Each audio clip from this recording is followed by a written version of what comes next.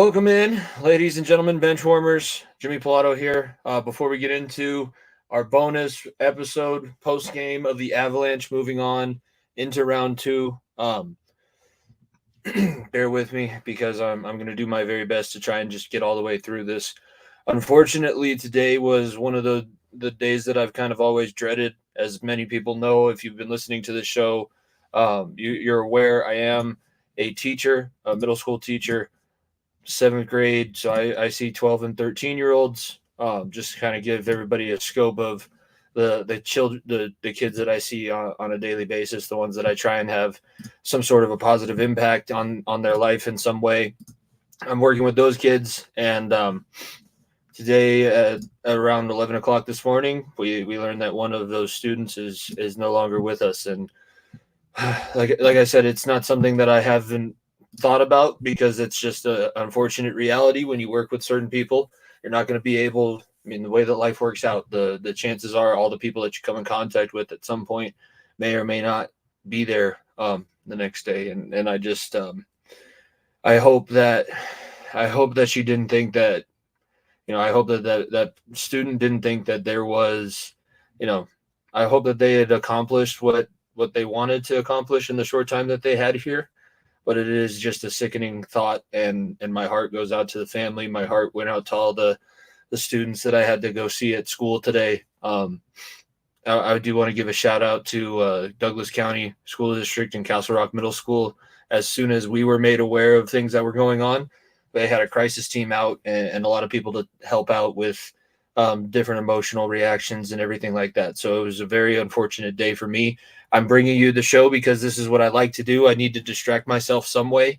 And I do know that student did enjoy kind of more of the personal flair and that I wasn't just a normal teacher and that I had all of these other things that I like to do. So bear with me if at some points I seem like I'm a little bit out of it. It's been a long day. It's been a tough day. But we have some good news to talk about. So without further ado, we're going to get into the intro and then we'll hit this post-game episode for you guys live after the Avalanche win. If you don't stay down and you never quit, come on over here and sit on the far end of the bench.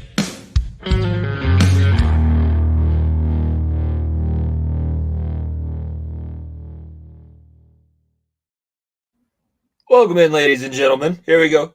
Chugga, chugga, chugga, chugga, chugga, chugga, chugga, chugga, chugga, chugga, chugga, chugga, chugga, chugga. Choo choo! Choo choo! All aboard the love train, baby.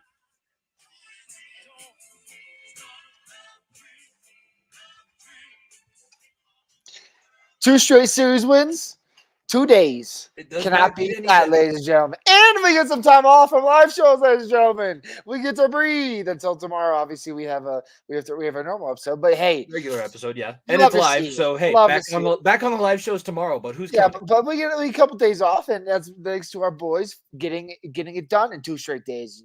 And like I said, thank you, Jimmy, for sharing what you did at the beginning of the show. Like I said, we're all here for you, brother, and like I said, I know it's not tough being a teacher. It's tough being a teacher, and we love you for it and be able to get through those things. But like you said, the hockey is a great medicine. Basketball is a great medicine for us. And man, what a performance of this series, getting away with in 5 games at both sides and send their ass home, Jimmy, when they at home. Send their ass home when they at home. Pack that locker up tonight, baby, because you don't need a flight. You can just send it home. Good night, Winnipeg. That whiteout got very, very quiet. Oh, did you see all the little Blake Wheeler disciples leaving before they pulled the goalie? I thought Canada was a hockey market. I thought Canada loved hockey or something. It's lacrosse country. Man, apparently they don't care anything about their team. And it's a tough transition, but I appreciate you going with me there. I told you that I had an opening for the show, but obviously other things popped up at FEOTB Pod. Subscribe to the YouTube channel. We appreciate everybody tuning in live. And like Nico said, we get to talk about another series clincher, baby. There's what's better than your teams clinching in back-to-back nights? And now we get, we don't know who the Avalanche are playing in the next round. We talked a lot last night. So if you missed yesterday's live episode, you can go back and watch on YouTube or listen back about a little bit about the Nuggets matchup. That's obviously going to be a main point of conversation tomorrow during our live show as well. But let's talk about this game in general. And let's talk about kind of the mindset. So if you're a newbie to hockey, which I think that, since we've opened up our audience a little bit, we're starting to post different places. It's probably a good idea to mention this. The toughest win to get in a 7-game series is win number 4. The saying that I heard, so I started off the game on altitude, and everybody who lives in Colorado knows Connor McGay, he's the voice of the Avs. He said it best. The cornered animal, the wounded animal is most dangerous. And I will give the Winnipeg Jets credit for about 45-ish minutes of that game. They were definitely wounded. They were playing like they had a lot to live up to. By about, I'd say 10 minutes left in the third period, that whole, oh my God, we're about to go 0 for 4 after winning game 1 in back-to-back years, losing. I believe they lost on home ice. Actually, no, they were in Vegas the year before because Vegas was the higher seed. That's 2 seasons in a row now where the Winnipeg Jets win game 1 of the opening round series and did not win another game. Like they were talking about it in the second period. Oh, the Winnipeg Jets, 19 shots on goal. They didn't have a shot on goal since that goal they got in 2 minutes into the third period. Yeah. What were we about? It was domination, and let's be honest with ourselves. There's a lot of Georgia played his ass off again tonight.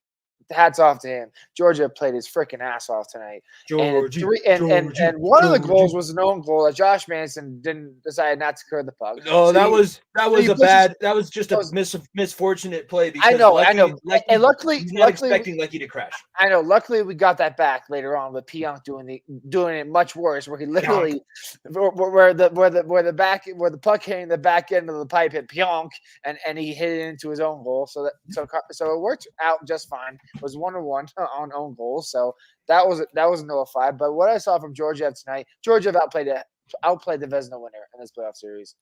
In 4 straight games. 4 straight games. Like, look, was it a bad game 1? Yeah, it was. It was terrible game 1, and I think he had a lot of jitters playing that team. But the team rallied around him perfectly, and he outplayed the Vezina winner. Zero doubt about it. He outplayed him. I forgot what the final tally was, but I believe it was probably around 25 goals as opposed to Georgia letting in 12 to 14. That is a massive difference. The Avs scored 5 goals at minimum every single game thus far. Only team in NHL history to do so, by the way. Only team to do that, and you have Big Val Choo Choo Train leading the NHL in playoff goals, 7 goals in 5 games now, and you have Arturi Lehkonen scoring a goal in every single game as well, 5 goals in 5 games. Look, this team. Look, I'm not going to get on my high horse because we've seen in the past what's happened when we have these massive breaks, and it could hurt hockey teams more than it helps. But getting out of this series healthy, with Priza and Kale and all these guys banged up at the end, with Winnipeg taking cheap shots just to try to give a little bit of life because they know their season's over. They just didn't want to get called out by their coach again. We can mention that before we talk about the individual periods. Oh, I'm sure they are, and we're obviously recording while the coaches are getting interviewed post game, so we'll probably find out after we come off the air. But I guarantee you, I would not be surprised if he did the exact same. I don't know how Bonus has a job, Jimmy. It's one of those lifelong mysteries that I don't know if we're ever going to get the answer to. It is crazy. It is crazy. Bednar goes circles around this guy. It literally goes circles around this game. There was not one game this series where Bednar was outcoached. They scored goals because their goalie was atrocious the first game. Besides that, Bednar walked in and said, you like the flow on the back of my hair? Oh, yeah, I'm a Canadian boy. I'm a nice Canadian boy. I was born here. We have 2 of the best Canadian players in the world on our team. We're going to walk into your beautiful country, and we're going to kick your fucking ass is what's going to happen. And that's what they did. They walked in there, and they whooped ass. And like I said, to close it on away ice shows a different era to this team, a different mantra to this team. Because you forget, 2 years ago, we were struggling to close games out on the road. Absolutely. And then obviously we won the cup game on the road, the final game.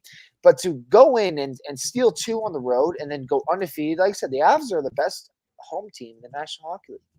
And now you're still 4-0 or 5-0, excuse me, 5-0 now going into the second round for the Nuggets and the Avs at Ball Arena. That momentum's huge. And look, you're not going to have the home ice advantage unless you play Vegas in the next round. I think I'm not exactly sure how that goes, but I don't think we'll have home ice advantage. We won't have it against Dallas. I know that. I'm pretty sure we'll have it against Vegas. I don't know, but having those home wins and having that home ice advantage is so huge that you can take unfortunate losses in the first 2 games on the road, because if you steal one, you're going to come home to a crazy barn and be able to take that momentum, where it's not mandatory to win game 1. It's not mandatory to win game 2. It's a mandatory. It helps you in the long run to win one of those games, because when you come home what's going to happen. So that momentum is absolutely huge, and to put on that type of performance and close that game on the road in Rockets territory is huge. I think we should start at the beginning of the game. So starting in the first period, Kyle Karner gets things going early. I will say I'm very glad that we don't have to deal with a guy with that much speed until the possibility of playing Connor McDavid at some point in the Western Conference playoffs, because the Edmonton Oilers are still alive. That's why I'm throwing that out there. But Kyle Karner was a problem. He's the one that opens up scoring tonight, and he was a big issue all throughout the playoffs just because he is that fast. I've said it a few times, when they have the fastest skater competitions at these all-star events, he is the one that leads the pack, and it's not by a very close margin. So he opens up scoring. Easily wins it, yeah. And that was early on in the first period, minute 15 seconds into the game. So where we saw in game 1, Georgiev gives up an early goal and it totally goes to blows. He's able to hold on. Avs respond 2 minutes later, which is what you need. That was I feel like that's what we're kind of dancing around saying this. This was a championship hockey performance because of what the Avalanche, what they've shown in the series, where you don't lose back-to-back games, but also you don't lose back-to-back periods. You don't even lose back-to-back shifts. If you get to a point where your culture and your team is solid enough, that's what this Avalanche team is looking for. Do not lose back-to-back shifts. They score a minute 15 in. We respond at 3:12. For the rest of the period, we're putting shots out there. We were leading them in shots in the first period, but nobody's able to get through. Sometimes that's how playoff hockey works. Sometimes goalies steal periods. I feel like Georgiev and Hellebuck, after those 2 kind of funky plays, it should have been 1-0 Avalanche going into first intermission. But hey, I'll take a 1-1 end of the first period. What did you see? How did you see the Avalanche respond? Because in other situations, other teams, other years, you're in the whiteout, you're back at home. They have all the momentum in that situation where they score early on. Floodgates could have opened. What did you see from the Avalanche that kind of stopped that? I saw a resiliency in the past. Like you said, you could easily close it out at home. Like that's very, very, very easy. But the team didn't get complacent. They didn't get down. They knew look, they know that you cannot mess around in these early rounds of playoffs. If you want to go on a long run, you have to take advantage of being very bad teams. And Winnipeg's not a bad team, but Hellebuck looked like a damn rookie in his whole entire series with how much he got chased. We'll get there. I'm looking forward to that. Like being able to control what you can control, especially on the road, is so huge. And the Avs not taking dumb penalties. The Avs closing out power play series with at least 4 shots on goal, 5 shots on goal, with 1 possibly going in. And backing your goalie up when he's making very, very tough saves. I look back at that second period. We can jump in the second period now. I look at the end of that second period where Vancouver is down 1 goal and they have that power play. That could have been a massive momentum boost. Obviously, they scored early in the third. So Winnipeg. Sorry, Winnipeg scored early in the third, so it didn't really make that much of a difference. But to get that kill with Georgia making that huge save down low to close the second period out was massive. It was a massive momentum boost because it gave even though that third period, that goal in the third period, which was a tough one for Georgia to see, it still gave the Avs momentum to be like, yeah, we're going to close this out. That was a how do you call it? That's a morality breaker. I know we talk about moral wins all the time on the show, but that was a morality breaker. Like to have a man up advantage and to get that many good looks, and the opposing goalie that you chased for 7 goals in the first game of the series to stand on his head like that, that breaks the team. That breaks the team. You can see it in the fans' eyes. Even when they scored that third goal, it was within 3 minutes that the Avs came back down the other end and Mikko Rantanen got his first goal of the playoffs. Like, it was that quick of a momentum boost, and the Avs did not take series off, and they knew what was at stake with getting a chance to move on in a quicker fashion. Going into that second period, things 5 minutes in, Yakov Trenin gets his first goal of the postseason, and that's assisted by Manson and Cogliano. I will say, too, before we accidentally forget to mention them, that 3rd/4th-ish line, Cogliano, Colton, Trenin, Dude, Trenton, we said it when I was sitting there, and you said it more so because you're like, you never see a 73 in hockey. Like, the only other 73 that's out there is Tyler Toffoli, and he was all the way down on the fourth line, and that's because he's old. Like, Yakov Trenin did what he needed to do. And by the way, now that I mentioned that, I need to add his name to the list. But he's the one that gets things started. The choo-choo train got it going in the first period, and then Trenton gets it going in the second period, 5 minutes in. Morrissey answers on the power play, which I feel like it's a tough penalty to see Wood give up in that situation. But whatever momentum Winnipeg was able to gain, Colorado was always able to come right back, and that's where you see Arturi Lehkonen take over and score the second goal of the second period. The Avalanche this season, I would say last year when we were looking at the Kraken series, the second period is where a lot of things started to go wrong. This series so far in these playoffs, that seems to be where this team kind of picks up momentum. They might start off a little bit slower than we would like, and that's going to frustrate a lot of people, especially if you listen to the local media and everything like that in Denver. And I know we're part of that, but we're trying to keep a more optimistic view.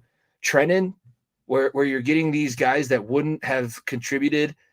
We didn't get a single goal outside of what seemed like Mikko Rantanen or Nathan MacKinnon last year. And this time, I'm like sitting there like, Mac, you got to break through. Dude, now we talk about, I know that this is exaggeration. We talk about freeloaders. You cannot freeload on this team, Nathan. You can't do that. And I don't know if you saw the clip of Colton, whatever podcast that he just went on. He's like, dude, nobody gets talked to by the referees more than Nathan MacKinnon because he's literally he's in good enough shape where he can skate faster than everybody on the ice, run over anybody that's on the ice, and he's chirping you / the ref / the bench / the coach as he's doing it. The dude he's an alien. We talked about it the other day. He's an alien. He's a different animal. And like I said, MacKinnon and Kale not having a great series is even an added bonus. Like it's even an added bonus because you're like, Kale got so much better as the series went on too. He absolutely did, and getting that momentum boost to a point where, like, yeah, you're getting third, fourth line guys the looks that they want and some easy looks, tapping goals where they get some momentum. It's just massive for the longevity of this. Like I said, let's not forget how big JT Compher, how big Andre Burakovsky, how big Darren Helm. Those, like I said, the big line, the big three. Obviously, it's the big two right now, and arguably I'd put Val and Nichushkin back in the big three because he's just as good as Landy did 2 years ago. But you have that depth going for you right at the beginning of the playoffs is huge. It's absolutely huge, and getting these guys momentum. It seemed like these were the perfect mold of guys. And like I said, I'm gonna give a big shout out to Parise. Parise is fighting his ass off at 40 years old. He is obviously on his last fucking legs. Old. He's on his last fucking legs. He's barely trotting out there, but the man is busting his butt, making diving plays, making the smart plays. He's taking hits in the back. The man's 40 years old and taking cross checks in the back. Not fun at all. But he's surviving, and like I said, I've been very, very impressed. This Zach Parise I have not seen in 5 years. I'm dead serious. I have not seen this type of play from Zach Parise, and obviously he's cut motivated, like a lot of these guys are. I need one, please. I'm not calling Zach Parise Ray Borg-esque. But he is definitely pushing one last final run, and he is giving it his all. He realized, I don't care if I have one leg coming out of this playoff run. I need to push all the way, and he's done it perfectly. Getting into the third period, I mentioned him already, Tyler Toffoli, the other 73 that was out there. He's set up by Nikolai Ehlers and Colin Miller, ties the game up at 3-3. Then the Moose became loose. It was Taves shot from the point that Rantanen. I would love to know the science. This is where I wish that sports science was still a thing. I would love to know the science behind how hockey players are able to see a shot coming from the point, put their stick where they know the puck is going to go, and be able to direct it where they want it to go. Mikko Rantanen, sometimes all it takes is a lucky. The saying in baseball is sometimes all it takes is a ground ball with eyes. You get that ground ball with eyes to go through, you're out of a slump. Mikko Rantanen was in a scoring slump. He snapped a twig tonight because he was so frustrated because he missed on a wide open opportunity because the puck jumped on his stick. All of a sudden, things slowed down. The Moose came loose, and instead of looking at a 3-3 game where both teams are tightening up and things are going to get really wild, and that's where Winnipeg wants you, Mikko Rantanen opens this thing wide, and 5-3 after he puts in his first 2 goals of the playoffs. Not just one, but 2. And coming from like a lacrosse background, because lacrosse is very, very similar of how they offensively set things up. The guys on the point, defenders shoot the puck with it in hopes of getting it tipped. I know it sounds weird, but if you look at a lot of the shots from the point from defensemen, and if you see 2 or 3 guys on that net front line, you will see them shoot like they're aiming for the fucking top or the fucking corner stands. Plain and simple, because they're looking. That's how good the defensemen are. They don't look for necessarily the opening on the net because they know, if the goalie can see the puck, it's more than likely going to be safe from that far out. Plain and simple. That's how good goaltenders are in the NHL. If you can pass the puck, shoot the puck in essence, but pass the puck in a way where you can directly direct it off a stick, and that's what Taves did that for Mikko on that first goal. It works magnificently. Mikko has no idea where the puck's going to go. But with as much momentum as that puck is going down the ice, if you are able to get a little piece of it, literally a little piece of it, it changes the trajectory from a top right to a bouncer in the bottom left. It's like that. And like I said, there's not very many people that do it as good as the Avs, because the Avs have been so damn good with it. Val, obviously, Landy had a lot of those as well throughout his career, and obviously Mikko tonight getting one. Like, that is something the Avs preach. Make the goalie's life hell. And if he can't see the puck properly and see the multiple bounces and see it go off different things, he's going to be in hell. He's going to be in hell. And then that second goal from Mikko tonight, McKinnon was like, I could have probably scored this one, but let's get the hot hand going. Mikko's been frustrated. Mikko's frustrated. I'm gonna make sure he's happy going into the locker room here. He saw one go in tonight. Let's make sure he gets an absolute fucking ripper off the side that Macker's like, yeah, you can take this one. I'll take. Let's remind him and the rest of the NHL who the fuck this guy is. This is the biggest guy on the ice. He can, again, same thing that I said. Him and Val have a good argument for biggest guys on the ice, but yes, one of the biggest guys on the ice. He doesn't play like it as much as I would like him to, but when he decides that he's oh yes, I am big Finnish moose, and decides that he's gonna go score, him, Lehkonen, you cannot break up that Finnish connection. Those two know exactly where they're gonna go, and they play really well with both Val and McKinnon. Then obviously Manson gets the empty net goal, even though there was a couple other guys that came close. Makar was close from his own end. There's another guy I can't remember who shot the other one that ended up in icing. Manson finally gets it. 6-3 is your final score, and the Colorado Avalanche move on. They get a little bit of rest time because, yes, we were beat up. That's one thing I will notice. What excuse is Winnipeg going to give? Because as I'm looking at the team stats here, Nico, they outshot us 36-32. They outhit us 42-26, and we had 4 penalty minutes to their 2. They had a whole extra power play, and they weren't able to take advantage of it. They tried to hit us as many times as they can hit us. Sometimes they took dirty shots because they're like, I can't stop these guys from scoring. I need to do something, which we can talk about that another day, like win with class, lose with class. The reason why you haven't sniffed a Cup Canada since 1993 is because you guys decide to get cheap and shitty and don't play the game the right way, and things come back to bite you. Karma, you texted me it, Nico. What is karma? Karma is a bitch. Karma is a fucking bitch. It is a karma. The world seems to rotate a certain way, and I know that if you fucking do dirty shit, it comes back to biting you in the ass. Like I said, Pionk, that goal in the second period with the own goal came back around.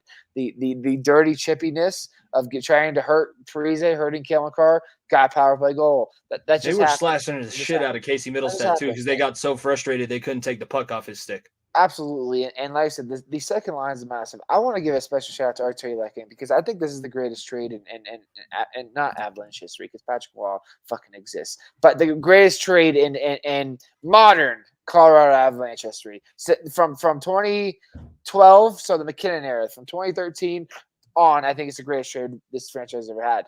Plain and simple, because this guy, after the bubble run where he was a big time player for Montreal said, I don't really want you anymore. And this is the Aaron Gordon type of move that the Nuggets made, that the Avs did exactly the same. They got a guy that was on a bad team, that was playing good hard minutes. Everyone expected a lot from him, expected more from him. He comes in and he can play a secondary role on a damn good team, and he becomes one of the best player performers on this team. Plain and simple. Lecky is an absolute stud, and I love every part of his game and what he's done for this team. But yeah, man, look, how do you complain? If you're Winnipeg, what can you complain about? The only thing you can complain about is that your goalie cannot face is hella suck in the playoffs. Plain and simple. It's hella luck during the regular season and hella suck during the postseason, because I don't understand how how this team made all the moves that they made. They got better than last year. I think they're a much better team than they were last year. Playing a much better team, and you still lose 4 straight.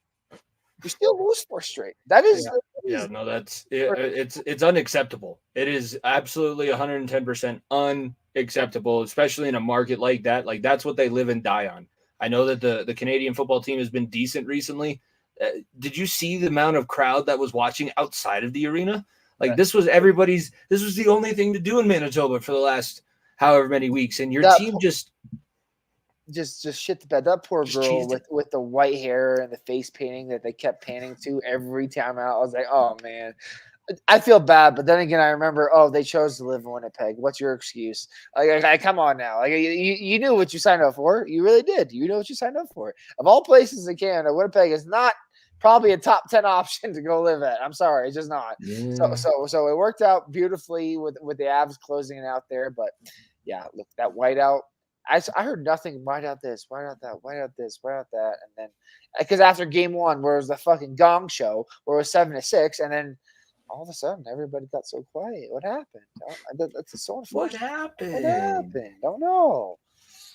I'm glad that you brought up Connor Hellebuck. This is how you know that we're meant to do this show together. That's where I was going next before we move on and take a quick look at who the possible matchups could be for the next round. Connor Hellebuck this season doesn't get the stats for the game that he was pulled in. So in the stat sheet, he has 4 games played, 4 games started. Let's see. 1-3 is the record. Before you go on, that is the stupidest thing I've ever heard. Who the fuck in the NHL decided that a goalie that played 50 minutes of a 60-minute hockey game and got pulled doesn't get the statistics for that? That blows my mind. I'm sorry. I'm gonna pull it up and make sure that everybody. Everyone knows I'm a statistic fucking nerd, and that is I know we're looking at some Lulu products here too as well. Yeah, no, I can't help the free advertisement. Maybe the 5th game hasn't been added, or am I losing my mind? I mean, it could. I guess maybe. Goals does it say? How many goals does it say? 90. Oh no! So they haven't added the 5th game in yet. Okay. So that's not as bad. But you honestly, it made sense when I said it, right? That's something the NHL would possibly do because they took away Nathan McKinnon's point streak because his stick just wasn't necessarily close enough to the puck, even though he probably was the last person to touch it. Semantics. We don't want him to steal any of Wayne Gretzky's records. Am I bitter still? Do I sound bitter? I'm hoping so because that's exactly what it feels like. Let's look a little bit. So as I'm looking here, I don't think that the way that it's looking, I don't think that they're reseeding because we already have one of the Eastern Conference matchups. We're going to see New York take on Carolina in the Eastern Conference semifinal on that side, and that they were on the same side of the bracket. So as it stands, we have Dallas and Vegas tied 2-2 in that series. So what we said, what we needed to happen is happening. They're beating the absolute dog shit out of each other. 2 very evenly matched teams. They like to play the same exact way, play a very physical style of hockey. I am a little bit nervous about, what we talked about, the week off or so that you're going to end up getting could be beneficial, could be detrimental. But out of those 2 teams, who are you expecting to see and who would you prefer to see between Dallas and Vegas? I'll go about both those prefer in 2 different ways, but I expect to see Vegas. Plain simple. Dallas has been very, very good, but I expect to see Vegas because of that cup experience. Dallas has crumbled. Nottinger has not played well. Obviously, he played well in Game 4, but he has been very, very shaky, and what Vegas has shown in their depth has been very, very good. So as of right now, I would expect Vegas to win. Who I'd want is probably Dallas because I think Dallas is a weaker team. I really do. It's weird saying that considering they're the 1 seed technically or the 1 seed in our division, whatever the hell it is. They're 1 seed overall in the conference. So I think they're a little bit weaker team, to be honest with you, because I think obviously Vegas is much more talented and much deeper team. And obviously the cup experience comes into play during the playoffs. But I think Dallas might be a little bit easier team. But I definitely would prefer to play Dallas. Obviously trying to get those woes back. Honestly, both these teams, if you want to break off what some bad memories in the past, beating either of these teams would be just fine, in my opinion. It would be very fine. I need redemption for that early Dallas loss, and I can remember not being too mentally stable with that Vegas loss either. I tell people a lot. I love the Bengals. I love football. Football has been my number 1 sport. the Avalanche are the one team that can affect my mood. It's a good thing they play more than one hockey game a week in the regular season, and the playoffs, it's basically every other day. So if you have a bad outing like we saw in game one, you get a couple days, you get a bounce back. But no, I'm excited for both matchups. If I'm gonna make that choice, I'm expecting because of the cup, because of both the storyline for ESPN and because of the cup experience, I'm expecting to see Vegas. ESPN would love the two former Stanley Cup champions battling it out in the semifinals. That's compelling television.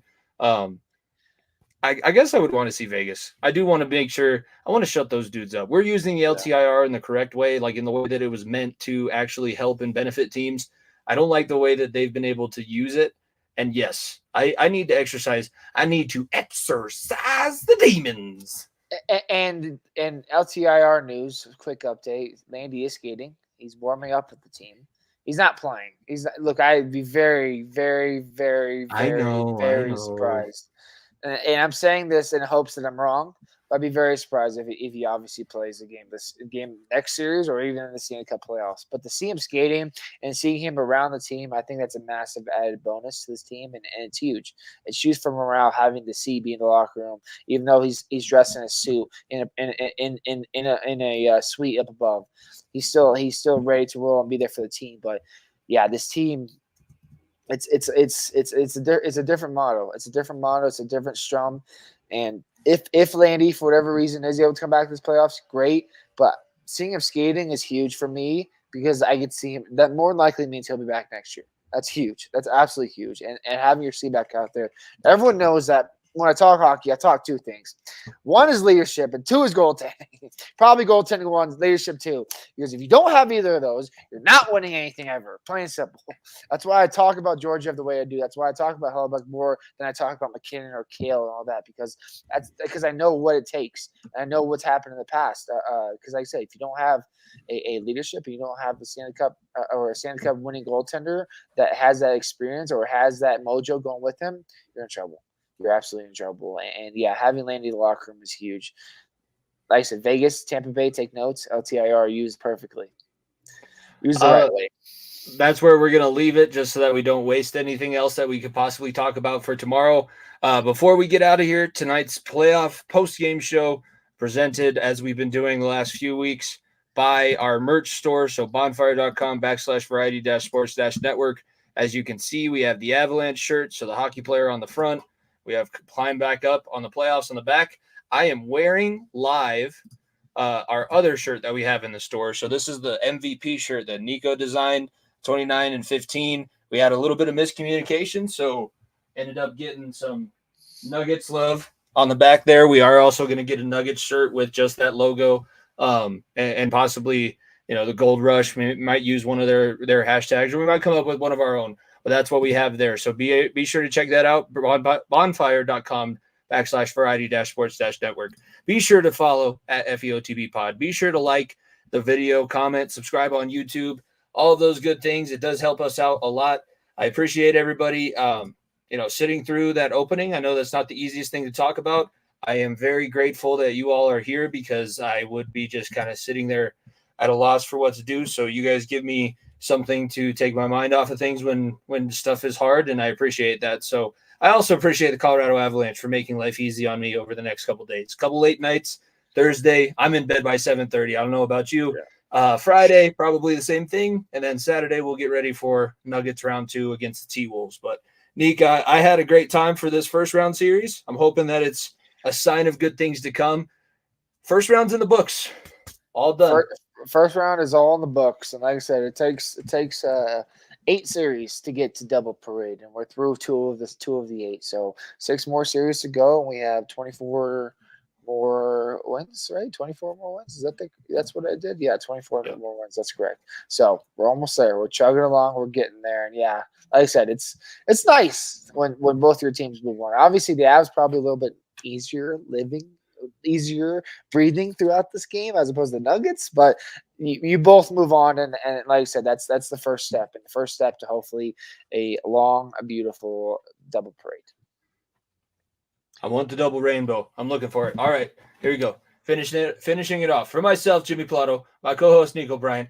Chugga, chugga, chugga, chugga, chugga, chugga, chugga, chugga. Choo, choo, choo, choo. For myself, Jimmy Pilato, we will see you guys tomorrow. Did that twice. Peace. If you don't stay down and you never quit, come on over here and sit on the far end of the bench.